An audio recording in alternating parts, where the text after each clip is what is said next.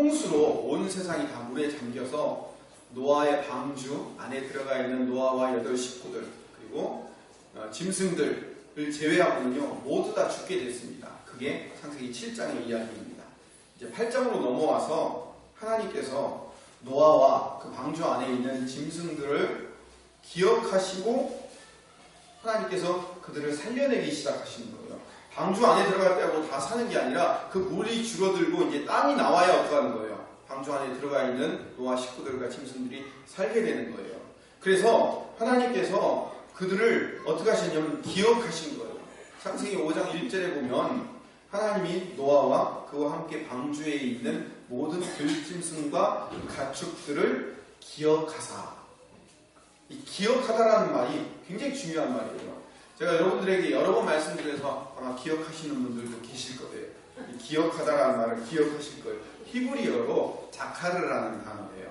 이 자카르라는 단어는 하나님이 늘 우리를 잊지 않고 늘 마음에 담고 계시다 이런 뜻이에요.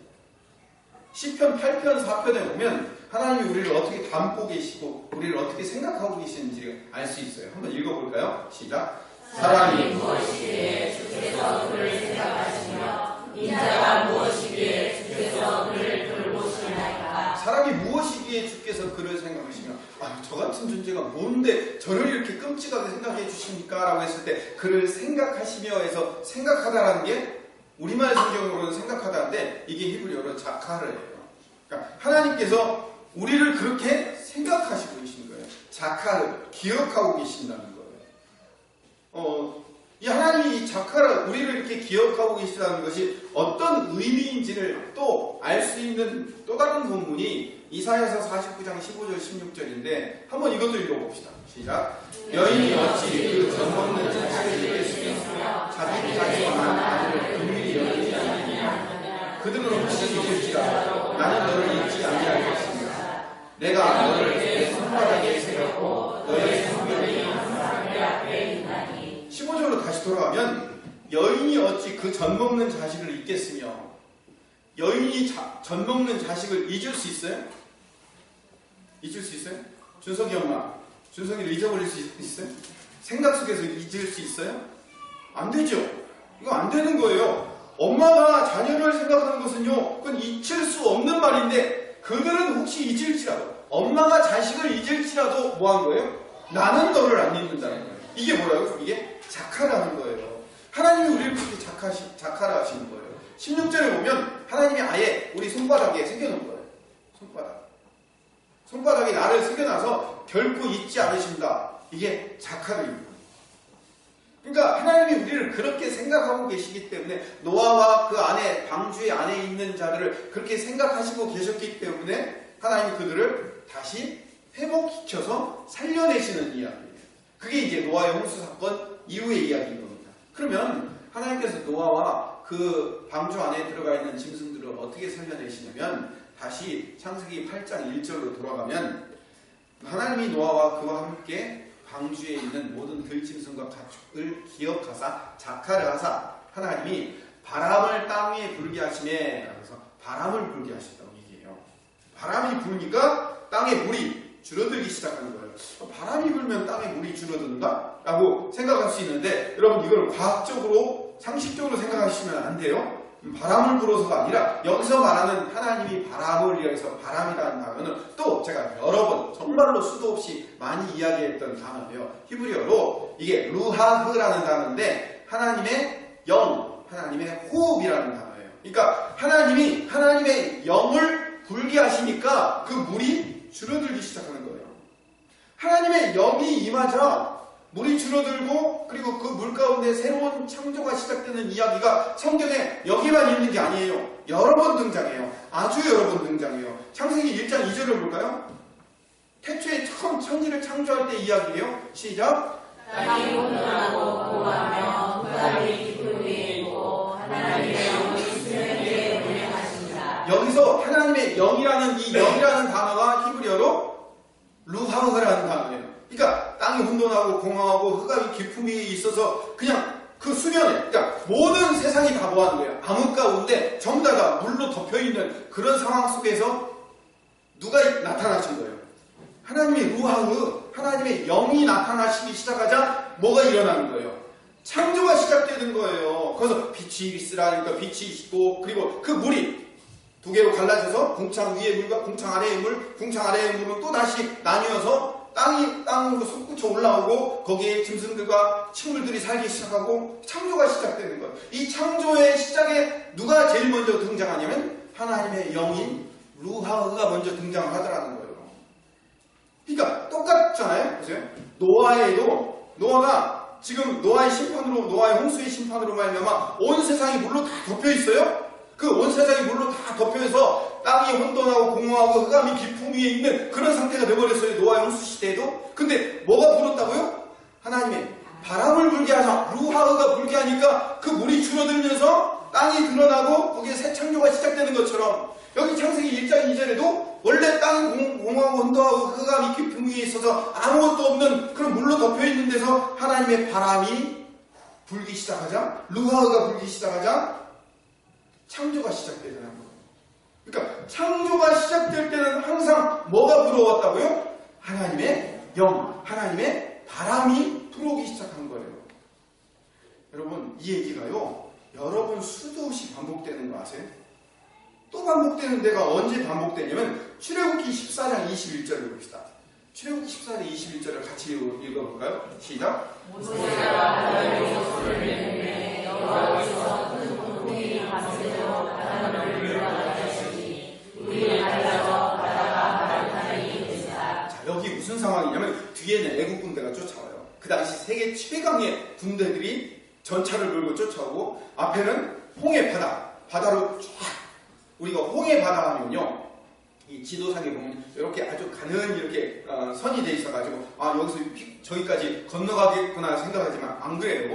홍해 가보신 분은 알겠지만요, 홍해는요 끝이 보이지 않아요. 바다예요. 말 그대로 바다. 그 바다를 앞에 바다밖에 펼쳐져 있지 않아요. 뒤에는 애국 군대가 쫓아와요. 이럴지도 저러지도 못하고 이제 멸망당할 수밖에 없는 그런 상황 속에서 하나님이 여호와께서 큰 동풍이 동쪽에서 불어오는 바람. 여기서 동쪽에서 불어오는 바람인데 이 바람이 히브리어로 뭘까요? 루하흐. 동쪽에서 루하흐가 불어와요.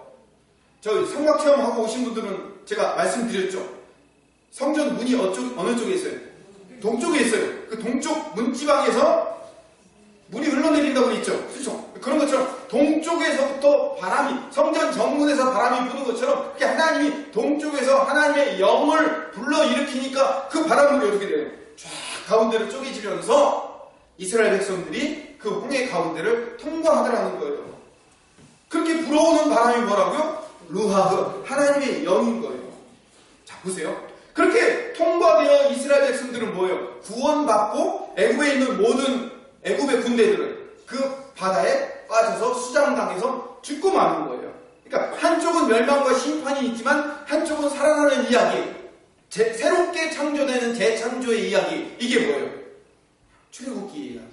그러니까 창세기 1장에 처음 창조되는 이야기와 흑암과 공허와 혼돈 가운데 하나님의 영의 바람이 불어서 이 땅을 창조하고, 노아의 홍수로 말미암아 온 세상이 다 물로 덮였을 때 하나님이 다시 루하흐 바람을 불어서 이 땅을 재창조하시고, 이스라엘 백성들이 홍해와 애국 군대로 말미암아 죽을 수밖에 없는 멸망의 위기 가운데 하나님이 동쪽에서 루하흐 바람을 불어서 그들을 새롭게 구원하시고 창조하는 이야기. 이 이야기가요, 성경에 계속 반복돼요. 제가 과장하는 게 아니에요. 이 이야기를 계속 반복하면요, 오늘 밥이라도 새겠어요. 그럴 만큼 계속되어 반복하여 하나님의 영이 임하는 이야기가 나와요. 그러니까 하나님의 바람이 임하면 이 땅이 뭐예요? 회복되는 거예요. 그럼 반대로 거꾸로 하나님의 영이 임하지 않고 하나님의 영이 없어지고 하나님의 영이 떠나거나 하나님의 영이 사라지면 어떻게 될까요? 심판과 멸망이 있게 되는 거예요. 죽음이 있게 된단 말이에요. 여러분, 제가 여러 번 말씀드리지만 노아의 홍수 사건, 심판 사건이 왜 일어났어요? 창세기 6장 3절에 봅시다. 창세기 6장 3절에 보면 노아의 홍수의 심판 사건이 왜 일어났는지 나와 있어요. 같이 읽읍시다. 여호와께서 이르시되 나의 영이 영원히 사람과 함께 하나니 이는 너희들이 죽으리라. 거기까지만요. 여호와께서 이르시되 나의 영이, 여기서 말하는 영은 히브리어로 뭘까요? 여러분들 쉽게 좋은데요. 맞아요. 루하우. 하나님의 영이 영원히 사람과 함께 않겠다는 거예요. 다시 말하면 하나님의 영이 뭐 하는 거예요? 사람에게서 떠나버리니까 뭐만 남는 거예요? 육신이 되리라. 살덩어리라고 그랬죠? 살덩어리만 남으니까 그 살덩어리만 남은 인간들을 어떻게 하는 거예요? 하나님이 홍수로 쓸어버리는 거예요. 이 얘기가 또 반복되는 이야기가 있어요. 어디서 반복되냐면 에스겔서 37장에서 반복돼요. 에스겔서 37장을 보시면, 자, 에스겔서 37장 1절부터 10절까지의 말씀을, 잠깐만요. 스톱. 37장 1절. 예, 거기서 다시 읽어봅시다.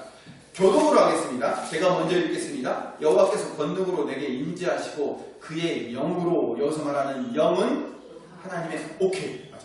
하나님의 루하흐예요. 하나님의 바람이 위한 그 영으로 나를 데리고 가서 골짜기 가운데 두셨는데 거기 뼈가 가득하더라. 2절 시작.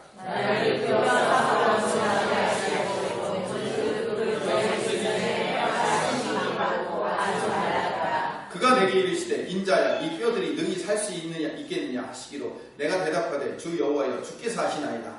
또 내게 이르시되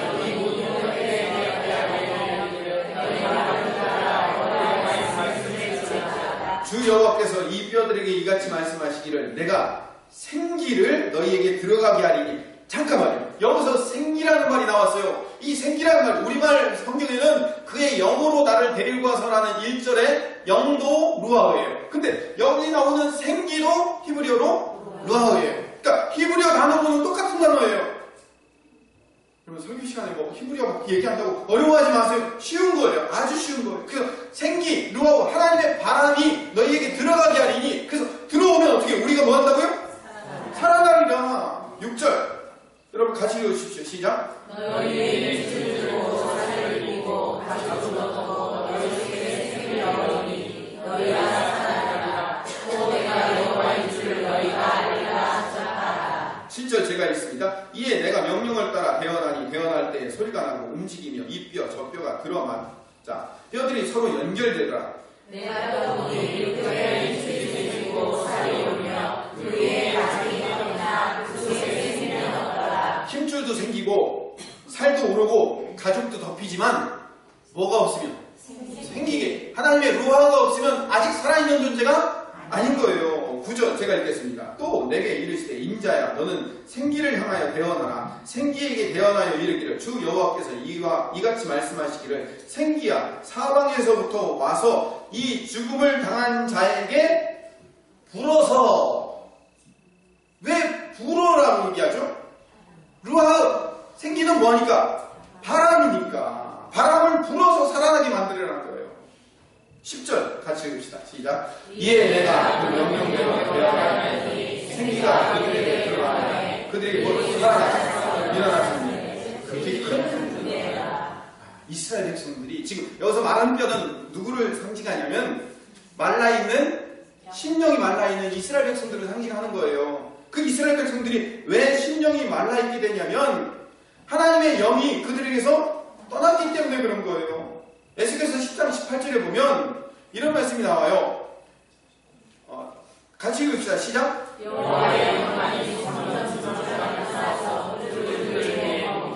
자, 이걸 왜 이런 얘기가 나오냐면 먼저 설명을 해드릴게요. 이스라엘 백성들이 하나님을 잘 섬기고 하나님만 의지하고 살아야 되는 게 이스라엘 백성들이에요. 그렇죠? 그들이 원래 목적이 하나님만을 섬기도록 살아야 되는데 이 이스라엘 백성들이 이스라엘 땅에 정착하여 가나안 땅에 정착하며 살면서 그들이 우상숭배를 시작했어요. 근데 그 우상숭배의 수준이 어느 수준이냐면 예루살렘 성전 안에다가 바알신, 아세라신, 몰렉신을 섬기는 거예요. 아니 우상을 섬겨도 저 몰래 혼자 몰래 숨어 산속에 들어가서 우상 숭배하는 것도 큰 죄인데 어디다 우상을 숭배한다고요? 성전 안에. 나중에 요시야 왕이 성전 안에서 우상을 또 끄집어내는데 성전 안에 바알신, 아세라신, 그리고 성전 앞마당에 몰렉신, 태양신도 있고요. 그 몰렉신은 어떤 신이냐면 자기 자녀를 갖다가 그 불에다가 집어던지는 그런 신이에요. 그래야 복 받는다고. 내가 복 받으려고 내 자녀를 그 불에다가 집어던지는 신이 몰렉신이란 말이에요. 그런 신들이 어디에 있다고요? 여기 성전 안에 여호와의 번제랑 옆에 있는 거예요. 얼마나 끔찍해요. 멀리 나가서 딴 데서 하는 게 아니라 성전 안에서 그 짓거리들을 하고 있더라니까요, 이스라엘 백성들이. 그래서 하나님이 어떻게 하시면 이제 나는 너희들과 함께 하지 않겠다. 그래서 여호와의 영광이, 물론 여기서는 루아라는 단어를 쓰진 않았습니다, 에스겔에서는. 그러나 여호와의 영광, 하나님의 영이 뭐 하는 거예요? 성전 문지방을 떠났다고 했어요. 그 성전 문지방이 어느 쪽에 있을까요? 동서남북에 어느 쪽에 있을까요? 동쪽에 있어요. 왜? 성전 문지방이 어디니까? 정문이니까. 그 정문에서 어떻게 한다고요? 떠나요. 떠나서 그룹들 위에 머무르니, 그룹들이 어디에 있냐면 하늘에 있어요. 하늘의 천사들 위로 올라가 버린 거예요. 그러니까 이 땅은 임재하지 않겠다는 거예요. 하나님의 영이 임재하지 않으니까 이 땅은 어떻게 되는 거예요? 심판당할 수밖에 없는 거예요. 그래서 이스라엘이 심판당하고 남왕국 유다가 심판당하고 모든 백성들이 바벨론으로 포로로 끌려가게 되는 거예요. 그래서 지금 여기가 에스겔서 10장이잖아요. 그렇죠? 10장에 하나님의 영광이 떠났다라고 시작하면서 11장, 12장, 13장, 14장 해가지고 36장까지 하나님이 심판에 대한 얘기를 쭉 해요. 여러분 집에 가서 에스겔서 한번 읽어보세요. 나중에는 질려요. 뭐 때문에? 심판이기 때문에. 여호와의 영광이 한번 떠나고서는요, 온 세상을 다 심판하고, 너도 심판하고 나도 심판하고, 이래서 심판하고 저래서 심판하고, 심판 얘기만 에스겔서. 그래서 에스겔서를 사람들이 싫어하는 거예요. 여러분 에스겔서 많이 못 읽어봤죠? 그렇죠? 지루해요. 여러분들 레위기 지루하다고 하지만 레위기보다 한 10배는 더 지루한 게 에스겔서예요. 심판 얘기밖에 안 하니까. 10장부터 36장까지 계속 심판 얘기만 하니까. 그런데 마지막 36장쯤 가서 뭐라고 얘기하냐면, 내가 이제는 심판 그만하고 너에게 다시 26절 읽어봅시다. 시작. 너희 집에서 굳은 마음을 제거하고 부드러운 마음을 줄 것이며 또 내 영을 너희 속에 두어 너희로 내 이름을 강하리니 너희가 내 이름을 지켜하리라. 여기서 나오는 새 영이라고 했을 때 이 영이 히브리어로 뭘까요? 루아흐. 여러분 이제 오늘 히브리어 전문가예요. 루아흐. 그러니까 자, 여기서 이제 결론으로 오늘 말씀들을 창세기, 출애굽기, 에스겔 이 성경 말씀들을 쭉 읽다 보니까 무슨 얘기가 공통점이냐면, 하나님의 영이 떠나면 뭐가 임해요? 심판과 멸망이 임해요. 다시 하나님의 영이 다시 임재하면 어떻게 돼요? 구원과 회복의 역사가 일어나는 거예요. 따라합시다. 하나님의 영이 떠나면 심판과 멸망.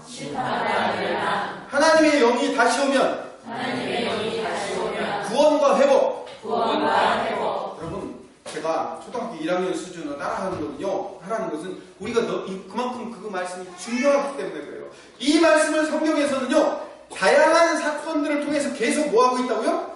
반복하고 있다는 거예요.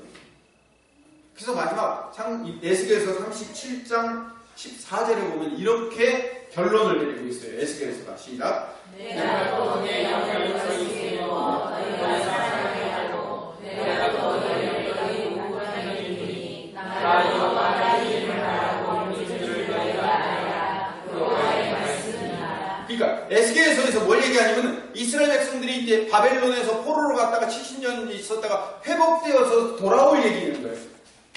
회복되어서 돌아오는데, 회복되어져서 돌아오려면 뭐가 필요해요? 내가 또 루아흐, 하나님의 영이 임하면 돌아올 거라는 거예요. 하나님의 영이 임하면. 자, 이 구약의 모든 이야기들을 결국 하나로 합쳐서 이걸 최종적으로 완성하신 분이 누굴까요? 예수님. 예수님 이전에 모든 인류는 우리의 죄와 사망의 결과로 말미암아 심판당하고 멸망당해 죽을 수밖에 없어요. 그런데 예수님께서 십자가를 지심으로 말미암아 나 이외에 또 다른 보혜사를 너에게 보내줄 건데 라고 말씀하셔요. 요한복음에. 또 다른 보혜사, 또 다른 영이 누구셔요? 성령님이 이제 우리가 심판받을 때는 성령님이 떠나 계셨었어요. 근데 그 성령님이 예수 그리스도의 십자가로 말미암아 우리에게 회복되어져서 돌아오는 거예요.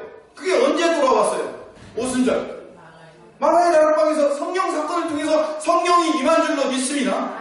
그래서 예수 믿으면 우리 모두에게는 성령이 우리 안에 있는 걸 여러분 믿으세요? 안 믿겨요? 우리 예수를 믿는 순간 하나님의 루하흐가 우리 안에 임재한다니까요. 우리 모두가 다 하나님의 영을 갖고 있는 사람이에요. 하나님의 영이 없으면 이 자리에 앉아있을 수가 없어요. 우리 전부 다 하나님의 영을 갖고 있는 하나님의 영이 가득한 사람들일 거예요. 누구로 말미암아? 예수 그리스도로 말미암아. 이거를 또 다른 말로 이렇게 설명할 수 있어요. 하나님의 영이 우리 안에 거한다는 것을 제가 쉽게 이해하기 쉽게 이렇게 표현을 해볼게요. 남자의 씨가 여자의 뱃속에 안착하는 거예요. 남자의 씨가 여자의 뱃속에 안착하는 원리인 거예요. 그래서 임신을 하게 되면 새로운 생명이 우리 안에 잉태되기 시작합니다. 그게 새 생명이 잉태되면 어떤 일이 벌어지냐면 이제 우리의 신분이 변해요. 예수님의 영이 우리 안에 임해서 안착하기 시작하고 그 우리 안에 계신 성령께서, 물론 성령이 이렇게 아기처럼 자라나는 건 아니에요. 그러나 성령이 우리 안에서 그 지경을 확장하기 시작하면 어떻게 된다고요? 우리의 신분이 변해요. 어떻게? 죄인에서 의인으로, 종에서 자녀로 변한단 말이에요. 마찬가지로 여자가 남자의 씨가 뱃속에 들어와서 잉태하기 시작하면 이전에는 여자였어요. 그런데 이제 그 잉태하여 뱃속에 아기가 생기는 시작부터 그 신분이 변해요. 여자에서 뭐로 변하는 거예요? 엄마로 변하는 거예요. 이제 한 여인이 아니에요. 한 사람의 엄마가 되는 거예요. 여자와 엄마는 달라요. 여자와 엄마는 달라요. 여자는요, 밖에 나갈 때 어떻게 나가냐면 맨 얼굴로 나가면 돼요, 안 돼요? 여자는 밖에 나갈 때 맨 얼굴로 나가면 큰일 나는 줄 알아요. 큰일 나는 줄 알아요. 근데 뱃속에 아기가 생기고부터는 어떻게 되는지 아세요? 맨 얼굴이 별로 중요하지 않아요. 왜 중요하지 않을까요? 어디에 초점이 있기 때문에. 여기 뱃속에 초점이 있기 때문에. 이전에는 아름답고 예쁘고, 왜? 내가 돋보여야 돼요. 내가 화려해야 되고, 내가 주인이 되고, 내가 중심이 돼야 되는데, 아기가 태어나고 아기가 이 뱃속에서 자라기 시작하면서부터는 모든 초점이 어디에 가 있는 거예요? 아기에게 가 있는 거예요. 이 아기만 잘 되면, 이 아기만 좋으면, 이 아기만 괜찮으면 신분이 바뀌잖아요. 우리 동영상 하나를 봅시다. 동영상 하나를 보는데요, 소리가 나오지 않아요. 그러니까 제가 그냥 설명을 해드릴게요. 엄마 뱃속을 한번 잘 봅시다. 엄마 배가 어떻게 되는지. 아기가 생기기 시작하니까요, 엄마 배가 점점 커지는데, 중요한 것은 아기가 커지면서 엄마의 장기들이 어떻게 변하는지 보세요. 엄마의 장기들이 어떻게 변해요? 점점 위로 올라가요. 저는요, 이 동영상을 보고 이제 얘기 나왔네요. 저는 이 동영상을 보고요, 물론 과학적으로 상식적으로 아기를 어떻게 낳는지를 다 알아요. 그렇지만요, 제가 이 동영상을 보고 깜짝 놀랐어요. 왜 깜짝 놀랐냐면, 아기가 뱃속에서 자리를 잡고 아기가 성장하니까 엄마 장기들이 다 어떻게 돼요? 다 위로 올라가 버려요. 다 한꺼번에 뭉쳐서 요만하게밖에 안 돼요. 엄마의 장기들은 없어지고 전부 다 온통 뱃속에 누구만 있어요? 아기로 가득 차 있어요. 나이가 50이 넘어서 아직도 어머니라고 불렀다가 엄마라고 불렀다가 하는데 우리 엄마 생각이 나더라고요. 여러분들이 아이를 키우고 아이가 뱃속에 들어올 때 엄마들이 그런 얘기 하잖아요. 숨이 답답하다. 소화가 안 된다고. 뭘 먹어도 먹은 것 같지가 않다고. 왜 그래요? 먹은 것 같지도 않고 숨도 답답하고. 왜? 폐가 꽉 눌려 있으니까. 위가 요만해지니까 뭘 먹겠어요? 전부 다 누구를 위해서? 아기를 위해서. 아기가 내 인생의 전부가 되니까 엄마는 점점 없어지는 거예요. 성령이 우리 안에 오시면, 성령이 우리 안에 임재하시면 우리 인생이 바뀌는 거예요. 이전은 내가 목적이었어요. 내 인생과 내 자랑과 내 것이 목적이었는데 내 인생을 위해서, 나 살기 위해서 모든 것을 살아왔는데 성령이 내 안에 임재하기 시작하자 그 성령이 나를 점점 크게 지배하자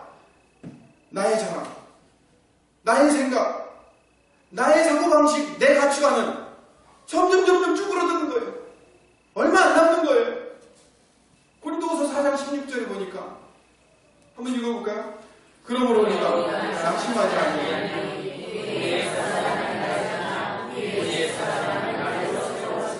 이제 겉사람은 중요하지 않아요. 우리가 어떻게 사는지는 중요하지 않아요. 우리 안에 있는 성령께서 나를 어떻게 지배하고 사는가가 훨씬 더 중요해지는 거예요. 성령이 우리 안에 들어오시면 우리 가치관과 우리 사고방식과 우리 합리적이며 이성적인 생각이 점점 그 우리의 장기들이 밀려 올라가게 되는 거예요. 그 생각들이 전부 다 요만큼 쪼그라들게 되는 거예요. 우리의 신분이 바뀌기 때문에.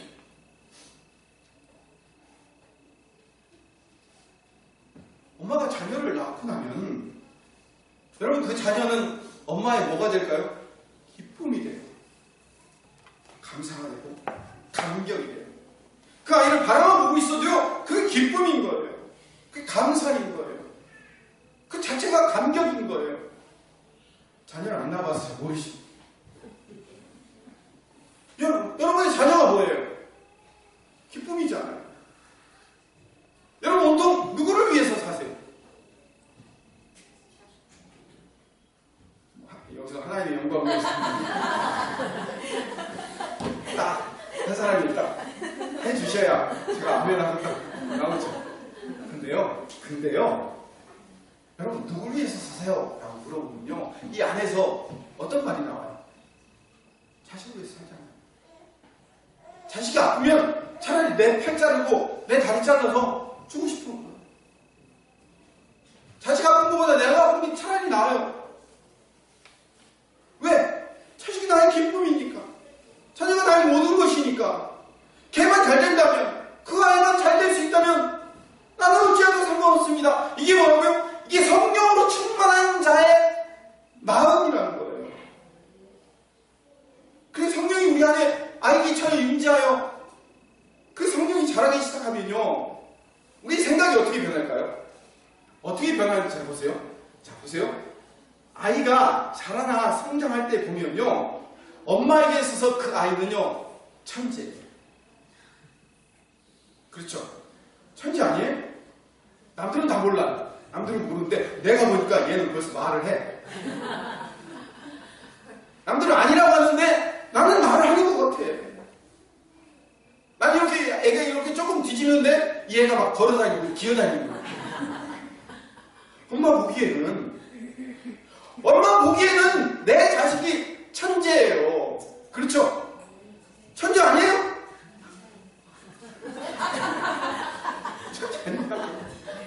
사랑이 엄마. 사랑이가 천재 아니에요? 천재.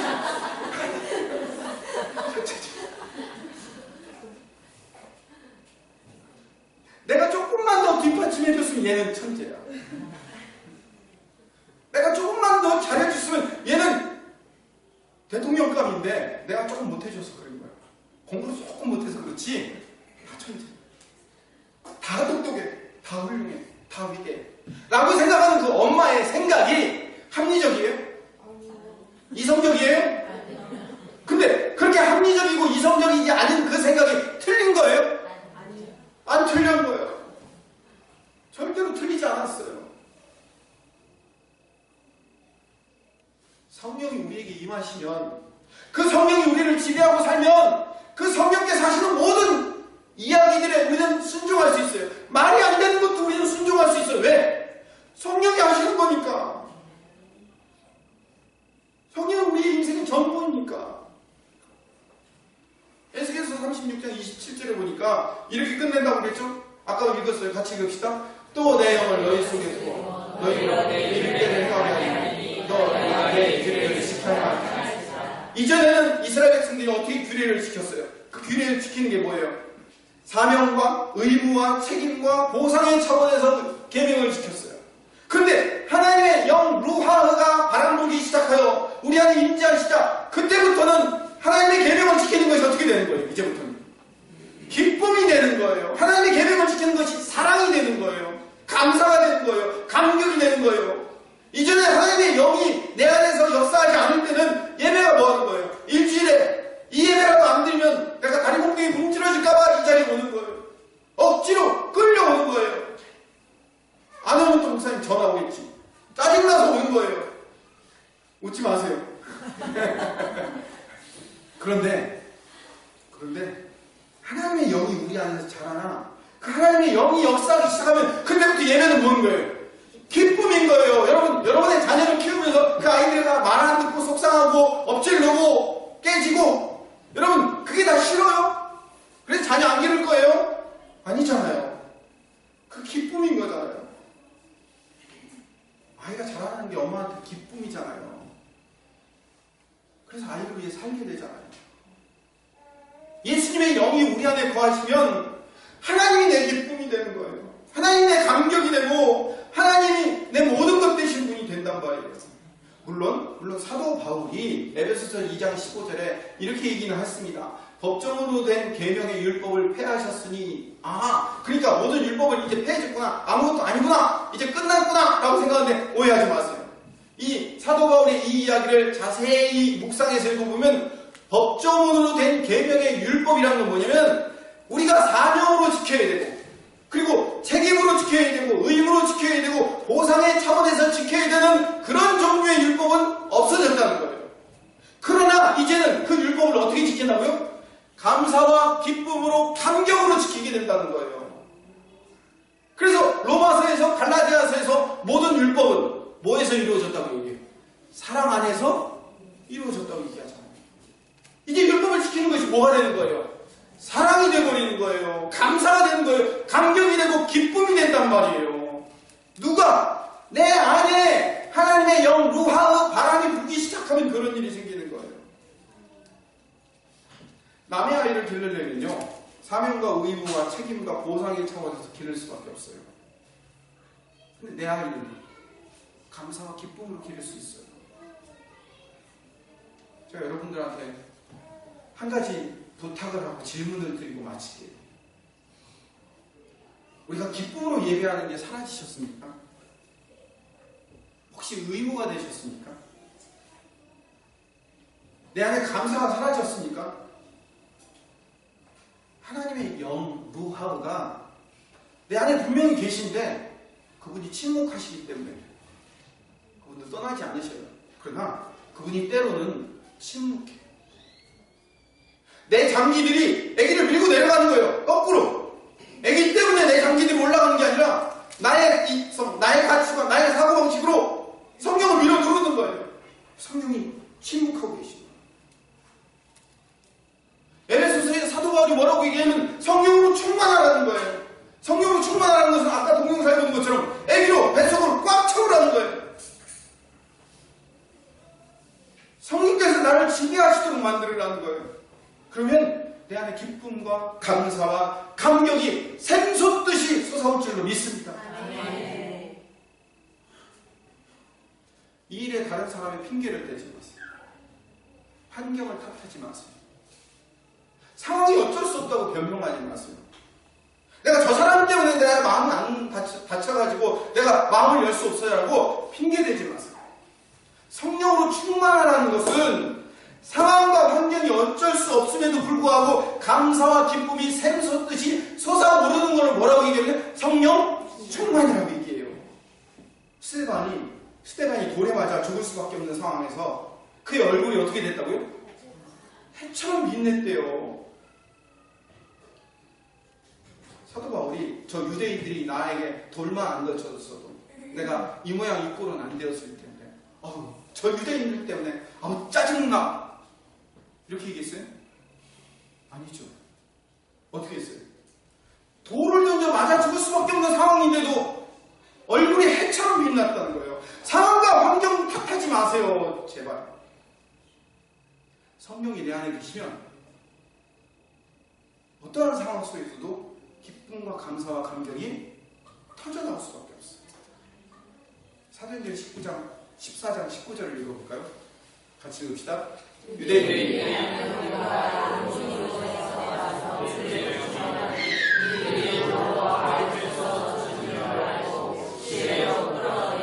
잠시만요.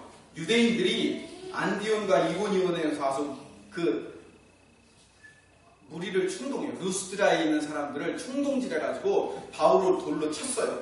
근데 바울이 온몸에 돌을 맞고, 여러분 상상을 해보세요. 온몸에 돌을 맞고 죽었어요. 죽은 줄로 알고 그 시신을 끌어다가 성 바깥에 버렸어요. 왜? 죽었다고 생각했기 때문에. 20절을 읽어봅시다. 시작. 제자들이 들어섰을 때 바울이 일어나 그 성에 들어갔다가 이튿날 바나바와 함께 거리에 나가서. 제가 다시 읽어드릴게요. 제자들이 뭘 둘러섰어요? 사도 바울의 시신을 둘러선 거예요. 왜 둘러섰을까요? 아이고 우리 사도 바울 선생님 어쩌면 좋아? 이 시신을 어떻게 치우지? 하고 그들이 쭉 둘러서고 있을 때 갑자기 바울이 어떻게 됐어요? 벌떡 일어났어요. 다들 죽은 줄 알았는데 그 자리에서 벌떡 일어났어요. 벌떡 일어나서 그 성에 들어갔다. 어느 성에? 루스드라 성. 자기를 돌로 쳐서 죽인 그 성으로 도로 들어가는 거예요. 나 같으면 그쪽으로 군대 갔다 온 사람도 그 얘기하자. 그쪽으로 오줌 싸는. 다시는 안 들어가. 근데 그 성으로 도로 그날 들어간 거예요. 그날 들어갔다가 이튿날 바나바와 함께 더베로 갔어요. 그 돌에 맞아서 죽었다가 딱 있다가 살아난 사람이 그 성에 들어갔다가 그 다음날 더베까지 가는데 이 루스드라에서 더베까지는 몇십 킬로가 돼요. 그 몇십 킬로가 되는 길을 하루 종일 걸어가서 더베로 가서 21절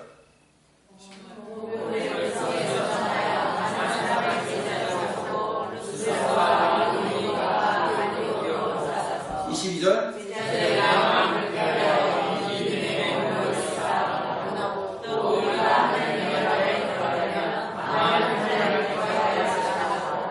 이 돌에 맞아 죽었던 사람이 빨떡 일어나가지고 그 다음날 더베로 가서 제자들의 마음을 굳게 했다. 야 괜찮아.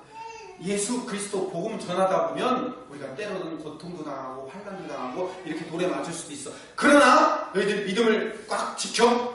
믿음에 머물러 있어. 하나님이 우리를 반드시 회복시킬 거야. 살리실 거야. 우리를 인도하실 거야. 염려하지 마. 라고 누가 누구를 격려한 거예요? 바울이 제자들을 격려한 거예요. 누가 돌에 맞았어요? 제자들이 맞았어요? 바울이 맞았잖아요. 내가 이놈의 거 안 한 말, 내가 이 꼴을 당하려고 이 짓을 하고 있어?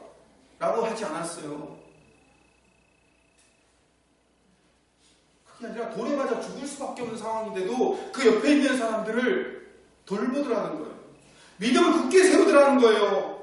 왜 그래요? 그 사도 바울은 뭐가 계셨기 때문에? 성령이 계셨기 때문에. 핑계대지 마세요. 남편 핑계대지 말고, 아내 핑계대지 말고, 자녀 핑계대지 마시고, 교회 핑계대지 마시고, 핑계대지 마세요. 우리 안에 성령이 거하시면 돌에 맞아 죽을 수밖에 없는 상황에서도 얼굴이 해같이 빛나 하나님의 놀라우신 역사하심을 성도들에게, 사람들에게 전달할 수 있는 간증의 주인공이 될 수 있는 겁니다. 중요한 것은 뭐예요? 내 안에 성령이 충만하지 못한 증거예요. 부탁드립니다. 여러분들에게 질문할게요. 답은 안 하셔도 돼요. 성령으로 충만하십니까? 정말 성령으로 충만하십니까? 그럼 그렇게 성령으로 충만하다면 어떠한 상황과 환경 속에서도 여러분들이 이 예배 가운데 기쁨과 소망으로 예배할 자세가 되어 있습니까? 제가 오늘 이 드리는 질문을 여러분 마음 가운데 새기고 하나님의 영 루하흐가 내 안에 와서 그분으로 말미암아 내가 기뻐하며 그분으로 말미암아 내가 행복하며 그분 때문에 내 얼굴이 해같이 빛나는 사람으로 점점 변화되는 김포수정교회 성도들로 세워지기를 간절히 소원합니다. 그렇게 되도록 하나님은 우리를 뭐하고 계신다고요? 자카를 지키고 계시더래요. 손바닥에 새기고 계시더래요. 엄마는 잊어버릴지 몰라도 나는 너희를 안 잊어버려. 내가 네 안에 있어. 염려하지 마. 네 마음을 문을 조금만 열면 내가 네 안에 들어가서 너를 새롭게 회복시킬게. 라고 우리에게 문을 두드리고 계시는 거예요. 우리의 문이 닫혀져 있는 것 뿐이에요. 성령 충만이라는 것은요. 내 마음의 문을 여는 거예요. 내 마음의 문을 여세요. 성령의 바람이 여러분들의 인생을 책임질 수 있도록 만드셔요. 여러분이 하는 거 아니에요. 여러분의 힘으로 할 수 없어요. 마음의 문을 열기만 하면 성령께서 여러분들의 인생을 잠식해 들어가실 거예요. 그분이 여러분들의 인생을 책임지시고 인도하실 거예요. 마지막으로 다니엘 기도회가 이제 딱 반 지났어요. 나는 은혜가 안 와 라고 생각하시는 분들 오늘 저녁에 현 집사 온대요. 현이 누군지 아침에 제가 일부 예배 때 몰랐어요. 가수라며요? 저는 방송에서 항상 나오니까 가수인지도 몰랐어요. 나와서 간증을 하니까 들으시고 여러분 은혜로 다시 배우십시오. 내일도 북한 목사님 오시는데 모레는 사업하시는 원사님이 오시는데 그 많은 분들의 간증을 들으시고 함께 기도하시고 하시면서 여러분들이 은혜의 문을 넓히세요. 그리고 그걸 받아들여 기쁨으로 멋지게 사역하시는 일하시는 하나님의 사람 되시기를 간절히 소망합니다. 기도하겠습니다. 사랑이 많으신 하나님, 오늘 그렇게 말씀에 따라 하나님의 백성으로 살아가는 하나님의 사람 되게 하여 주시옵소서. 예수님 이름으로 기도드립니다. 아멘.